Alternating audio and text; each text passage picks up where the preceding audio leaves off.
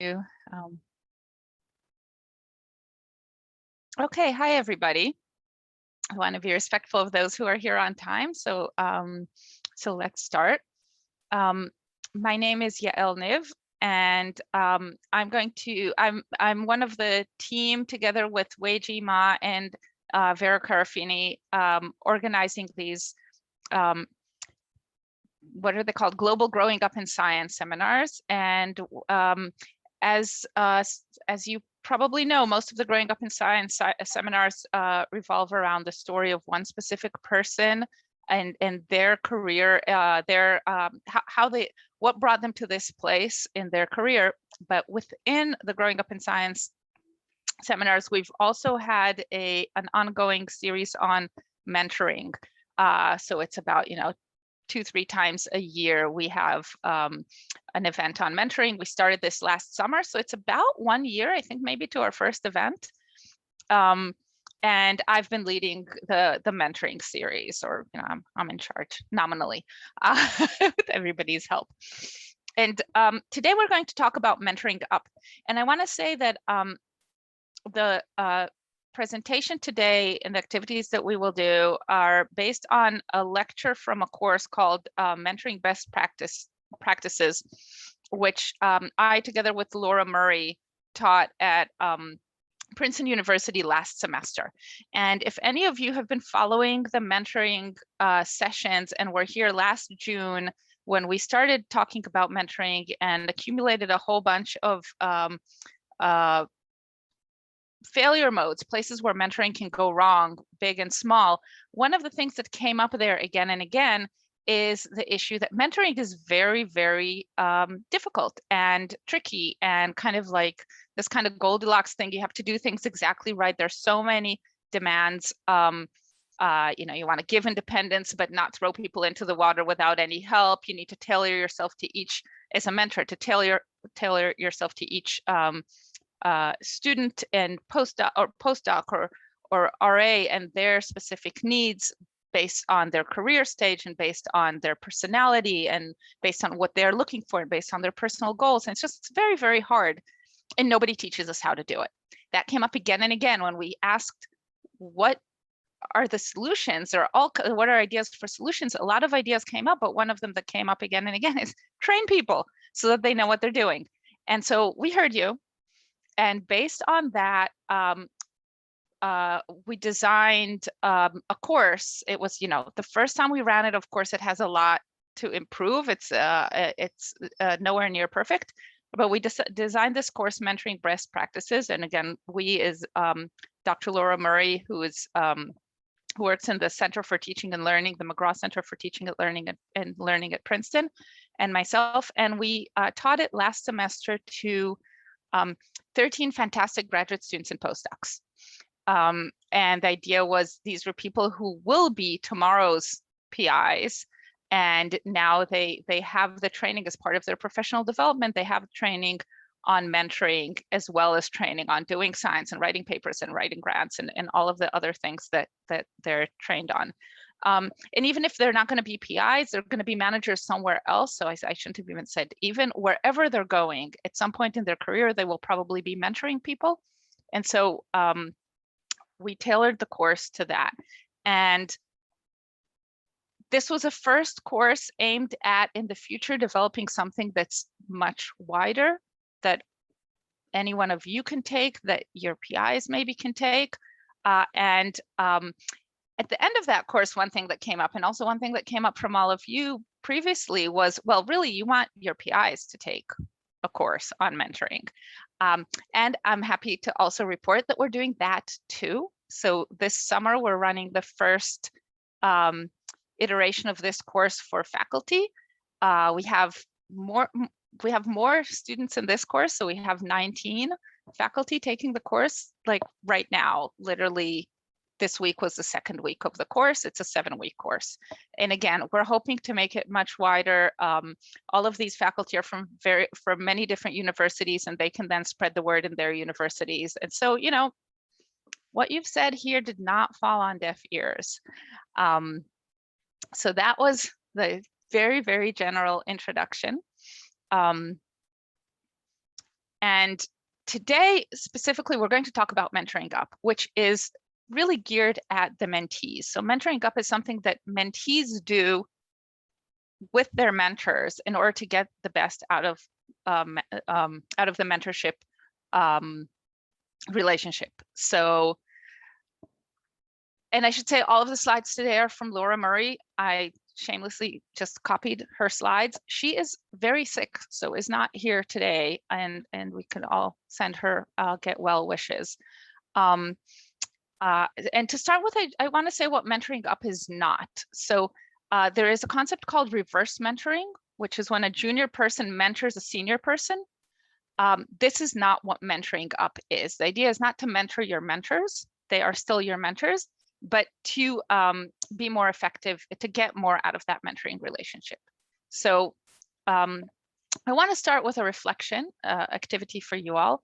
I want you to think back to a mentor or advisor or leader who influenced you positively. It doesn't have to be in research. It could be, someone in high school, any person that you can think of that had some mentoring relationship with you and influenced you positively. Think of a specific person.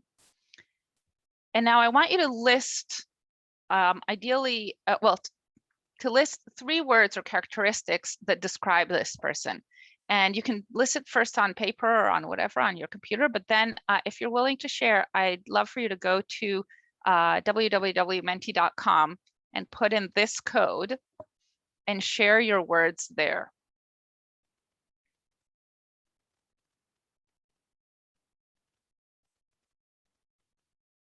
So this is the code up here. It's www.mentee.com. Let me put that in the chat, actually.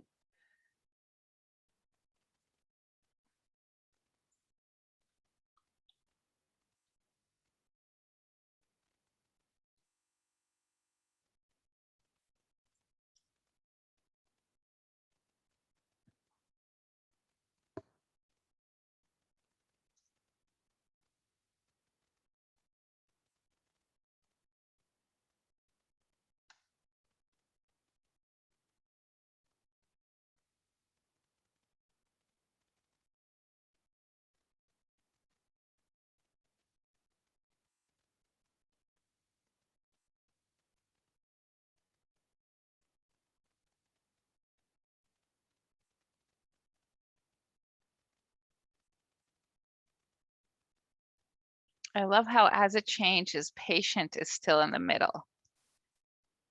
It's such an important characteristic, but also encouraging and supportive. Kind, honest, thoughtful.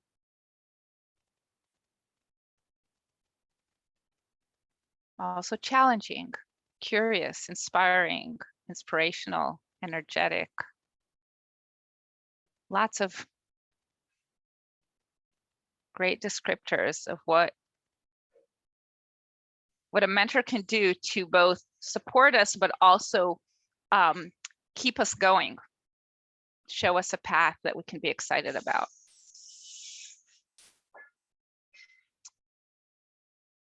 Okay. Now I want you to write down for yourself, not in that mentee.com, at least one concrete way that this person contributed to your development to the person that you are today. Could be positively or negatively, a contribution that they made.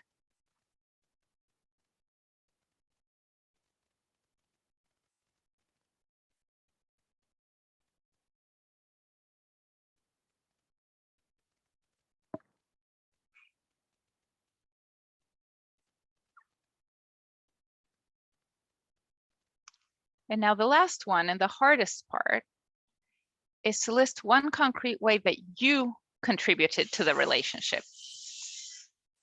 If you wish to share this in the chat, you can, you don't have to.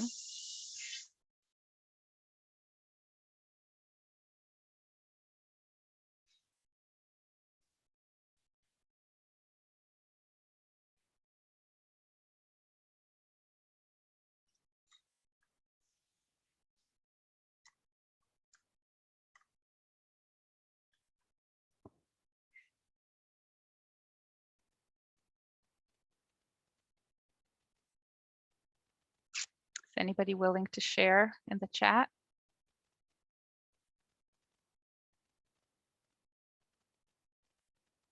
Showing enthusiasm.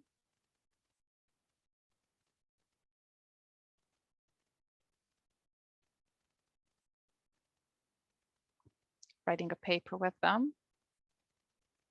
Doing the work that you were asked to do. Communicating when you are struggling. Being honest about your needs. Being open about what you expected to get out of the experience. Trying to pay it forward to other mentees. This is moving so fast. Collecting data for their project. Inculcating curiosity. Understanding their situation. Following through with what I promised to do. Asking specific questions about what I wanted to know. Appreciating them. Pushing forward a research program. So this is a really good list. And it kind of divides into two parts. There's what you contributed to the project, writing a paper, collecting data.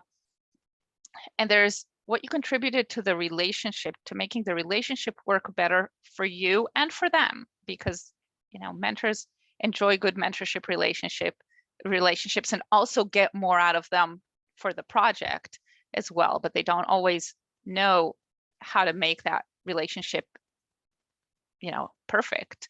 And the more you contribute to improving the relationship, that contributes to both sides. So mentoring up is really about that, about what you contribute to the relationship, not to the project, but to the relationship, so that the relationship can be better for you. And I think the main premise here that is, you know, really easy to remember is that nobody is a mind reader. And your mentor might not know what you need and might not know what will help you, what trouble you're having right now, what you're stuck on, what you're expecting from them. So mentoring up, so Lee et al. Have a paper in 2015 called Learning to Manage Your Mentoring Relationships. It's a chapter in a book. And they define mentoring as the mentee's proactive engagement in the mentor-mentee relationship so that both parties mutually benefit from this relationship and move forward towards an agreed upon purpose or vision. And the idea is that mentoring up empowers the mentees to be active participants in their mentoring relationships, to really take a leading role in how that relationship moves on.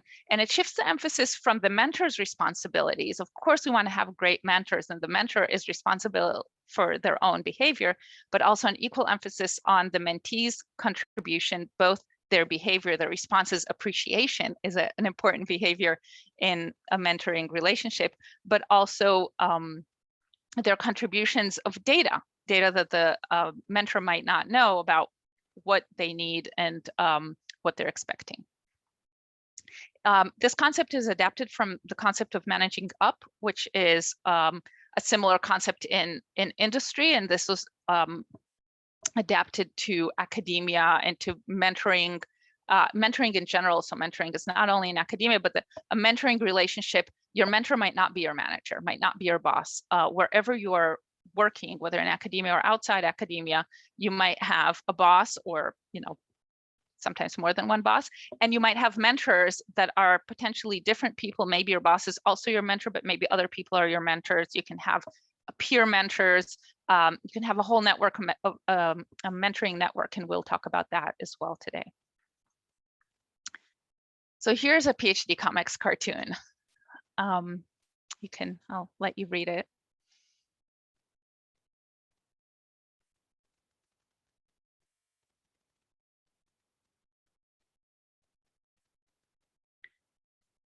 So I want to hear from you. What are you seeing here? What are you seeing in this mentoring relationship?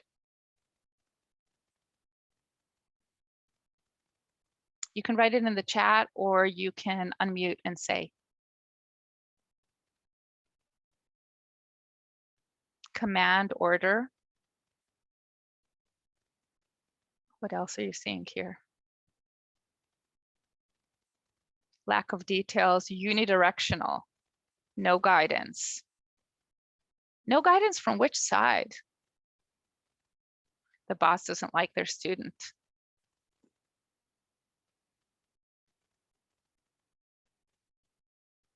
So it's really interesting. I'm looking at this, and I guess as a mentor, the first thing I saw was the student is just sitting there saying nothing, right? The student's not asking questions.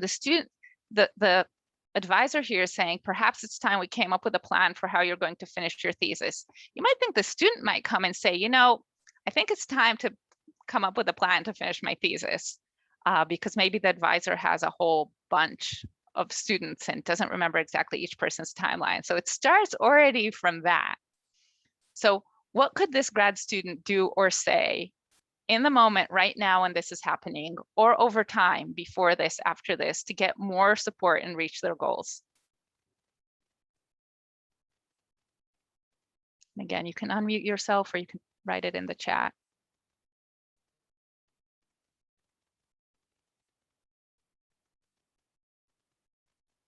The student can say, here's my plan, or the student can ask, how do I start? What else?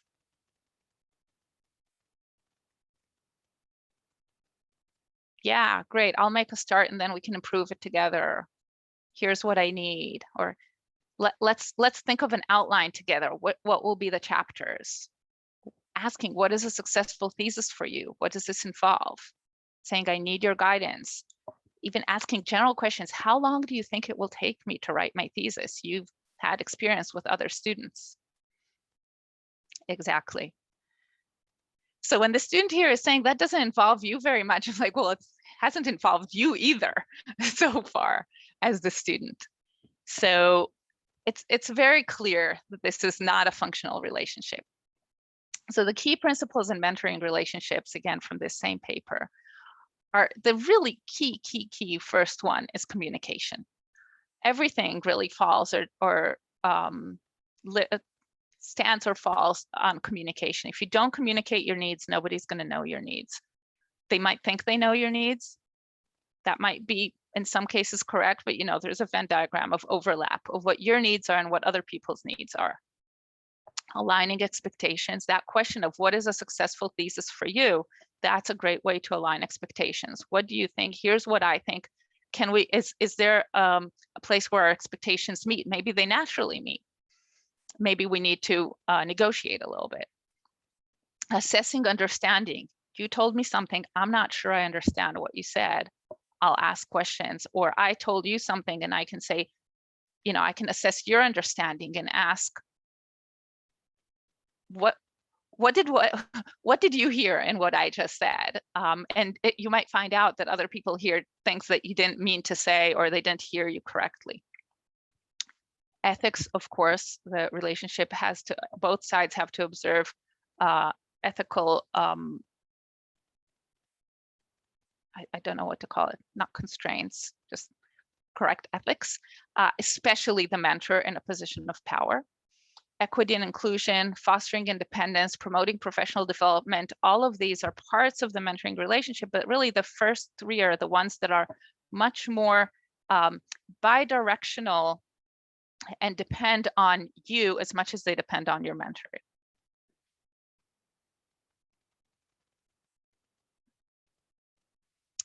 So how do you mentor up, practically speaking? So the first thing to do is to assess your and your mentor's strengths, areas for growth, and preferences. So you want to know, so in general, one of my kind of rules of thumb is we can't really change adults, not much. So if you identify their strengths and make it so that you lean on their strengths, but kind of do not need them for the places where they're weak. You get other mentors for that. And we'll talk again in like the next slide pretty much about a network of mentors. Then you're already doing yourself a great favor to know what their strengths are. Areas for growth, those are the areas where they are not that great. And maybe you don't want to lean on them for that. Maybe you want to give more scaffolding for that. That's where you need to work harder to get what you need. And don't take it personally when you don't get what you need, because nobody is perfect. None of us is perfect. And then preferences in working in communication, that could be just technical stuff. Like, does this person like to work with Slack? Do they like email? Do they respond on, do they prefer that you respond to their emails immediately? Or, you know, how does the communication work?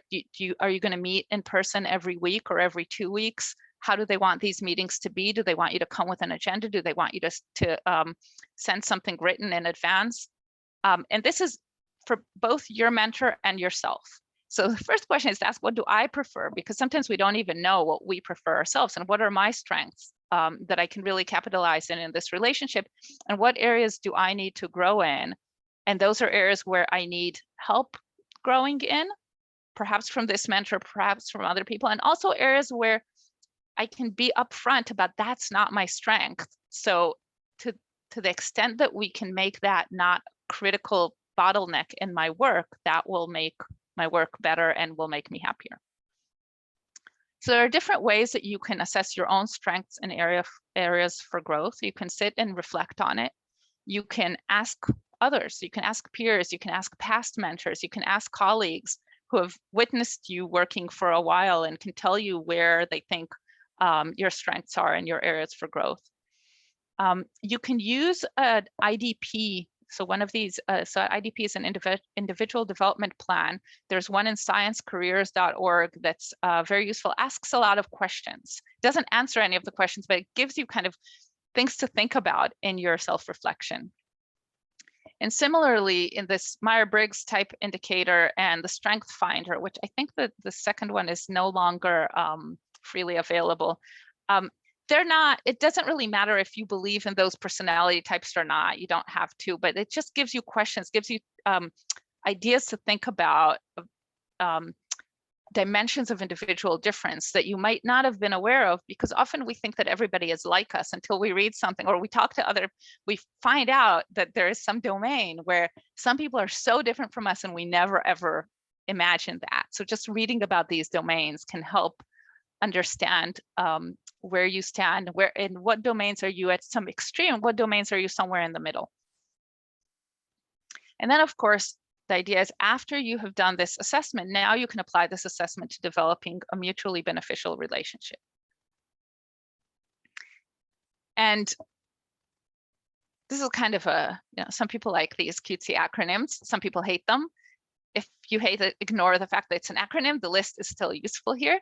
So some things to consider as you're applying what you have learned about yourself and about your mentor. And the first thing that's really important is the issue of multiple mentors. One pretty big mistake that people make in relationships in general, not only with a mentor, also with a partner, is expecting one person to serve all of your needs, or all of your needs in a certain domain. And as we are all package deals with our strengths and our weaknesses, that doesn't always work. So one great idea is to have more than one mentor that will fulfill different needs. Even if some of them fulfill the same needs, that is great, because you have, you know, like a second opinion from a doctor, you have a second opinion from another mentor. But one idea about how to cultivate a whole network of mentors is to think about a mentor as someone who has something that you need. So let's say I want to write my first NSF fellowship. I don't know how to write NSF fellowships. I've never done that. Who has a successful NSF, who has written a successful NSF mentorship, NSF fellowship, sorry, application? They can be a mentor for me for this. A mentor doesn't have to be a mentor for life, doesn't have to be for everything that I need, but maybe your advisor has never written an NSF fellowship themselves. Maybe they're a new PI and they don't have experience with this, but you have, you know, someone in the lab next door who has, maybe you have 3 people in the lab next door who have already written successful applications. They can mentor you for this. There is a website, NCFDD, I'm writing it in the chat, the National Center for Faculty Development and Diversity, or Diversity and Development, I can't remember. Some of your universities might have a membership with the NCFDD, and in that case, the materials on that website are available to you for free. They have different webinars on different skills, and their skill number 7 is cultivating your network of mentors, sponsors, and collaborators. All of their materials are fantastic. In fact, most of what I know about professional development at my stage now as faculty is through a course that I took with NCFDD. They have a faculty success program course. And yeah, I highly recommend their webinars. So if you have access to that and you want to create a network of mentors and you think, you know, I don't want to walk to people and say, can you be my mentor? That's not the idea here. And they have really great advice there about how to map the network of like what you need, who has what you need, which of them are people that you might be able to approach for help, and then like really compartmentalize it. They don't have to be an all-encompassing mentor. Setting expectations with each person is really useful. So you have expectations from your advisor, but you know, if you're working with this person on your NSF, you can say, you know, will you be able to help me with this deadline? You know, this is the deadline, this is the timeline. Do you have time to help me? And what I want from you is basically to read my draft and give me some comments. So you've set your expectations, and they can tell you their expectations, and you can make sure that you're all on the same page. Extremely important, I've already mentioned it multiple times today, to name what you need at any point when you're mentoring up. And when necessary, negotiate. Maybe what you need is not what they can give you, but that you can negotiate on getting something that's good enough and that they can also give you. Thinking of yourself as a team, is on the same side. It's not, this is my boss, this is my mentor, they're out to get me. We are both in a mentoring team. That's a kind of useful framing. Basing your work on open communication and setting your goals realistically. I'm going to actually give you a link to a handout that has all of these and also some more details about each of them. And there it specifically mentions for realistic goals, the idea of, you know, we still have an ongoing pandemic in many places in the world. In the US, it's now kind of, you know, we're opening up in many places, but the pandemic still affects everything that we do, and definitely in some countries, it's really still surging. So you have to be realistic within those constraints, but you always have to be realistic with your goals. And using a lot of, I liked in the very beginning, someone said that their contribution was to understand what their mentor needed. So realizing that our mentors are also human, also people, also undergoing a pandemic and life and family and everything that's going on, and their professional stresses, tenure, papers, etc. Understanding their needs, understanding your own needs, and seeing where those two meet. So we're going to do a, and I hope the Google Doc opened okay for you all. Written by Laura Murray. So we're going to do an activity for about 12 to 15 minutes. And then we're going to come back and discuss, have a Q&A, and Weiji and Vero will help answer questions there. So the idea of this breakout activity is to think of at least one activity of type of interaction with a current mentor that you'd like to change or improve upon. Someplace where you think mentoring up might help, and then discuss that with the people in your breakout room. You can use that handout and try to come up with at least one strategy or concrete action. It doesn't have to be everything, right? You're not going to solve all your problems with one. There's no magic formula here. But what's one thing you can do? Like literally maybe do this coming week after the weekend.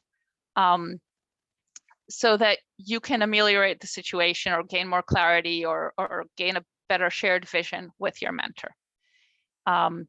And ideally, write it down, commit to putting it in action, like actually do it next week. So you come out of today with something concrete that can help you in your career, however small. Your partners in the breakout room can hold you accountable if you want to. You can share contact info. I mean, we don't have your contact info and we're just going to make these breakout rooms randomly, but accountability is a powerful tool. If you know that by the end of next week, you have to tell them how things went, you'll do it. And if not, you might not. So I highly recommend that. Any questions? Weiji, can you make the breakout rooms? I don't know. So just randomly assign people to maybe 3 people per room. Yeah. So I'm going to create like 20 rooms. Okay. If you find that you don't have something to discuss, you'll learn a lot from the discussions that other people bring, but ideally each one of you will come out of it with something that you can do next week to improve your mentoring relationship. So Weiji also put Vero and me in rooms. Yeah, so you don't have to join. Yeah. Right. So those rooms might have only 2 people. Let me see. I might have to. But you can rearrange, you can move people around. Yeah.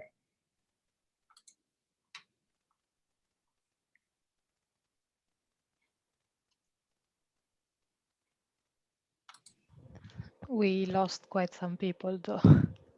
Yeah.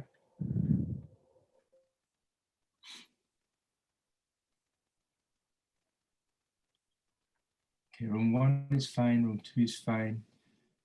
You can stop the recording as well, I think. Yes. But I realized we weren't recording, sorry. Yeah, I thought it was deliberate because maybe people are sharing sort of personal situations. But yeah, so then at some point, if somebody it gives informal advice on your project for a while, then maybe they deserve to be an author. Right? So I have many postdocs who are second author on a graduate student paper. I want to say one more thing about that issue of what are people getting in return, and to recognize that papers are not the only currency that we get out of stuff, and also CVs are not the only currency. So many of us are in this business because we like teaching other people. We like seeing other people grow. We enjoy this. I'm teaching this mentoring course this summer to faculty, not because I'm getting anything out of it, except I would love all my colleagues to be better mentors to the students that then come to my lab and are happier, etc. It's just, and it's not, I'm not special here. I think a lot of people are really motivated by seeing someone else succeed. And so don't assume that if they're not getting something tangible in their CV, they're not getting anything out of it. It depends on the person. For some people, that's not a motivator, but some people, that's what brings them to work every day, is to see other people succeed and to help them and to support them. That's one thing. And the other thing is, when you teach someone else something, you learn it really well yourself. Yeah. So asking someone for help, asking a postdoc, a graduate student, someone in your lab, in a different lab, to help teach you something, show you something, even if they'll never be on the paper, they are getting something out of it. And you could just think about situations where someone has asked you for help, even if what you get out of it is, today, I felt smart, at least, because most of the time I'm like, doing my research, and it's like so hard to see anything come out of that on a daily basis. But someone asked me a question, I could solve their problem. That kind of makes my day and can make my week. So they're getting something out of that too. So don't be too shy to ask for help.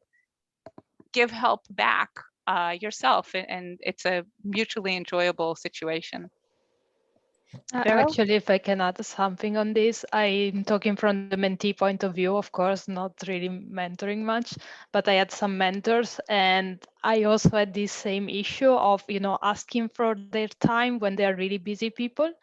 But actually the answer that I got every time was like, I've been mentored before and I would like to give back. And they really enjoy this. And at the same time, you never know where the person you mentor will go. And, if you establish a connection and a good relationship, maybe even in years, you can come back to each other, and get something out of it in a way. You never know, maybe you make a new connection with someone that goes into a different field, and maybe then you need someone from that field. So these kind of things, but in general, people really enjoy doing it, and normally the best mentors like it. So I think you don't feel shy, just try. And if someone doesn't have time or doesn't have the will to do it, they will tell you, and that's it. There was an earlier question, how do mentors feel about mentees trying to mentor up? And it's always a personal issue, but I think many people feel relieved and happy and grateful. Grateful is the main thing, because it is so hard to know what your mentee needs. And it's just, it's such a relief to have them just tell you. And then you can tell them back, this I can do, this I can't do. If you as a mentee bring a problem to the table, they can put it on the table. They will either help you solve it or tell you who to go to solve it, or say, I think this is the type of problem that you can solve yourself. If you don't bring the problem to the table, they have no idea that the problem exists. They're working with other people. They have their own projects. They cannot track to the point of knowing that a problem even exists. So I think people are happy when you help them in this way. Two experiences from my point of view. So one is, Yael knows this, but when I was a starting faculty member, I had a research assistant who told me that in my meetings with them, I would always immediately jump to what's next in the project, what's the next step, what can be improved. And they were saying, well, I would really appreciate if you would start the conversation by spending some time on appreciating what I've done. Right? And I realized that I was actually pretty bad at that. I'm probably still not the best, but I think many mentors have this natural tendency to look forward and not pause and say, hey, you solved this hard problem and it's clear that you put a lot of effort into this awesome job. And that it needs to be done too. So the positive feedback often sort of falls through the cracks. And a second example is very recent. Just two weeks ago, I got a pretty angry email from a mentee who was saying that they felt that I wasn't giving them a sufficiently clear timeline of what's needed for their thesis. And that's true. And I didn't really have that conversation with them before. So yeah, that was painful because it was strongly worded, but we worked it out and we talked it through, and I think it was important to do that. I like to think about this as, you know how sometimes you'll eat lunch and then you have like something green on your tooth and you're going to teach or talk in front of people and you have that green thing on your tooth and nobody says anything. The person who tells you, it's embarrassing, but you're grateful, right? You'd rather they told you early on, if possible, the first person who sees you. So I think about this both ways, both when you get feedback, the first inclination is to defend yourself and feel really embarrassed and stuff, but just think about it like someone just told me that I have something green on my tooth. Better to know now, Weiji now knows that he has this tendency to always jump to the next thing. And this is not going to help only this student, it's going to help everybody else. And there might be this thought of like, I wish I knew this 10 years ago when I started my lab, because for 10 years I've been doing this. So I think that helps kind of reframe the hurt of. I have just one question. So Beji, do you think that you get more direct, blunt emails because you are very vulnerable to growing up in science kind of stuff, and people know that because you're very open to all those things, you will only take the best meaning out of the email rather than the tone of the email or like other things? Yeah, so I think there will be lots of differences in PI. So some PIs you might like be very concerned about how they would respond to trying to mentor up, and you could potentially even ask a trusted person, trusted faculty member who is not your advisor for how you should handle that kind of situation. Like some PhD students have committees, and maybe a committee member can advise you on how to deal with that situation. Yeah, so I'm very deliberate in trying to create a very open atmosphere. And yeah, that sometimes actually works out in very direct and confrontational ways. And yeah, that is indeed uncomfortable but healthy. But yeah, that's a philosophy that indeed not all mentors have. So I want to address a few questions, and we are running out of time. So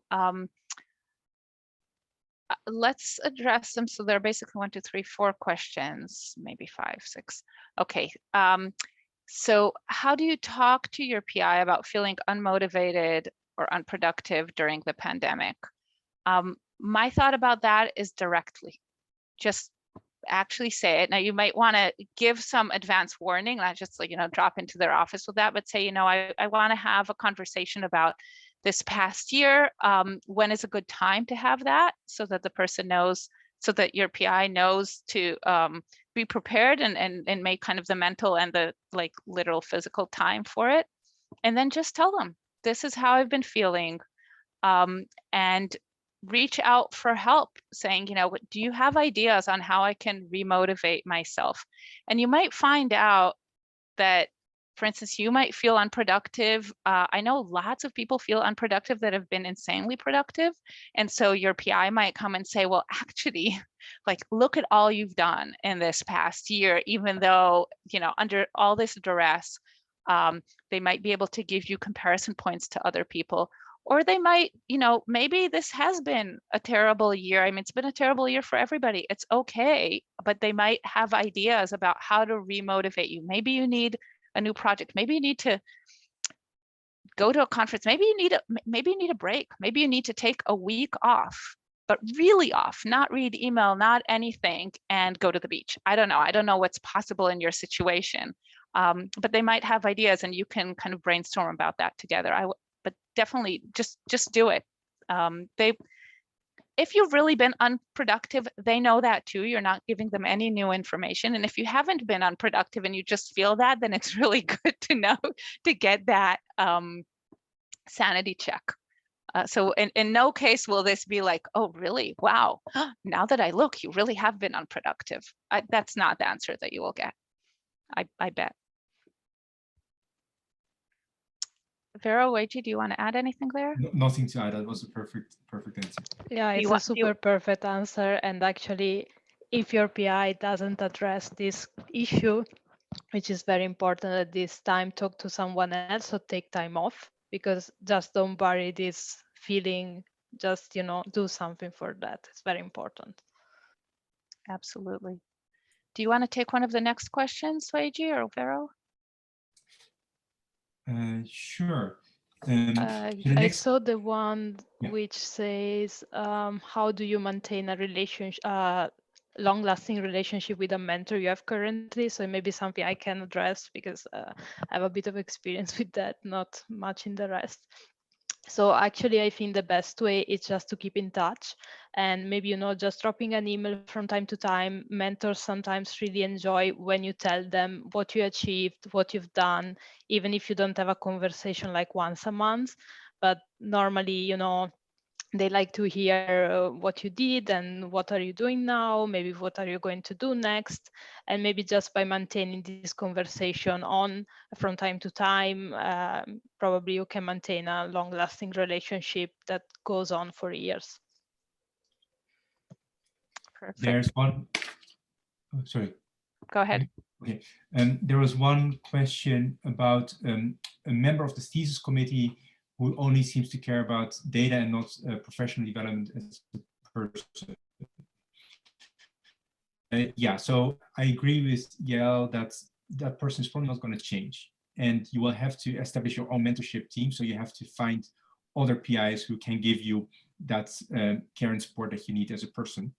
And you will probably know who they are in your department. And you can ask around who else has good experiences with different faculty members. But faculty members are completely willing to talk, generally willing to talk to students who are not, whose committee they're not on or whom they're not directly advising. And you have to seek out those resources yourself. Yeah. So there's a question here. Someone is stuck on a project for 3 years and it's sort of a dead end, and their mentor wants to continue working on that project to publish it, but they need to work on other projects to diversify. And the question is, how do you bring that up with your mentor? And you might already guess what I'm going to say, which is directly bring it up. But the other thing that I'm going to say here is, sometimes it's a false dichotomy. It's either this or that. And the way you even write it is, I just need to work on other projects, on multiple projects and not just one. So by coming to your advisor and saying, to your PI and saying, I know this, it's really important to get this project to a closure. I understand how important that is to you, but I feel that this being my only project right now, it weighs me down in these ways, or I don't see I don't get the excitement out of it that I did in the very beginning. I'd like to also start another project in parallel. How do you think we can do this? Should I do 2 days a week on this one and 3 days on a new one, or should I do half each day? So you're basically, it's like you're giving them a choice between how do you implement more than one project, this way or that way, rather than am I even allowed? So I think you don't have to ask for permission as much as you might think that you need to. I mean, of course, they need to be on board, but working on multiple projects is not that outlandish. People do that all the time. One of the best examples in which I was mentored up was when a PhD student came to me with a list of 5 reasons why the project was done and needed to be finished right now, published right now. And he had figured out that I was sometimes not convinced by 3 reasons, but 5 would always do the job. So he had reasons that were scientific, like it's complete and this analysis is going to be a distraction, but also career related, like his personal planning. So I think that worked beautifully. I immediately said yes to that. But yeah, sometimes just accumulating the arguments will work. There's one more question in the chat, just quickly maybe. Someone is saying that their relationship with their PI has been professional, but there are things that have to be bettered. And what would work best in this situation? Just to go through a conversation with the PI, or either go through simple acts and responses. So I think what Yael said at the beginning is the right thing, so people are not mind reader. So having a good conversation open about what can be better, what's not right at the moment is probably the best, even if it might feel a bit scary sometimes, especially if you didn't have such conversations since the beginning. But probably you will feel way better afterwards, and maybe also the PI will realize that something they were not doing it on purpose. So that's something that happened to me. Like my PI was giving really direct answer and pretending things, and people felt very intimidated by that, and also that it was pushing in a weird way. And finally we told him, look, what you say, we get it in a different way from probably what you think. And he was just so surprised. And it was just like, oh, I didn't meant like that. I was just trying to be encouraging and things like that. So sometimes it's just a matter of talking, and that's it. So this is a perfect last question, because our next mentoring event will be about giving and receiving feedback and actual tactics for doing that. So everything that Vero said is very useful there. And I want to add one thing for already, a little bit of the next session to this answer, which is, if you're coming with feedback to somebody directly, well, first of all, actions do work as well. You can also, this is again, false dichotomy. You should do both for the person who asked the question. But when you're coming with feedback, don't come with a long list, like here are 20 things in which you're terrible at and that I want you to change. Think of one specific thing that will make a difference for you right now, and start with that. It's just really overwhelming to get like, here's all the ways in which you're a terrible mentor laid at you. And so you can imagine that the other side has, very strong feelings as well. And the last thing that I wanted to say about this and about everything that we've talked about today is, some situations are toxic and those you just have to get out of. So it's not that you can mentor up in any situation and fix any problems. So sometimes you can get out of it by kind of just distancing, this committee member that doesn't care about you as a person, okay, find someone else that cares about you as a person and work with them on professional development, because your committee member, maybe you only see them a few times a year, you could really kind of minimize contact with them. But if you're in a toxic advising situation, we are not advocating here that it's on you to fix that. And sometimes you have to cut your losses and move on and move to something else, someone else, and just cut that relationship. So I just wanted to make that very clear. It's not on you to fix any problem that happens. And just to be very concrete about that, in many cases that is abuse of some sort, and that could be yelling. Yelling is something that I've heard happen, some PIs do to their students. It's absolutely unacceptable under any circumstances.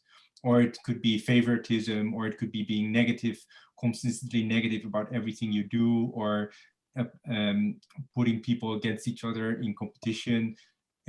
Those are all very, very bad things.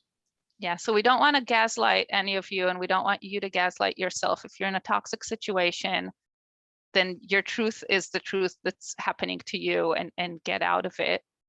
Regardless of all these techniques that we talked about today are for improving a situation that is not toxic. Thank you, everybody. Thanks for coming. Thanks for the questions. And hopefully this will be helpful for you. Have a great weekend. Thank you.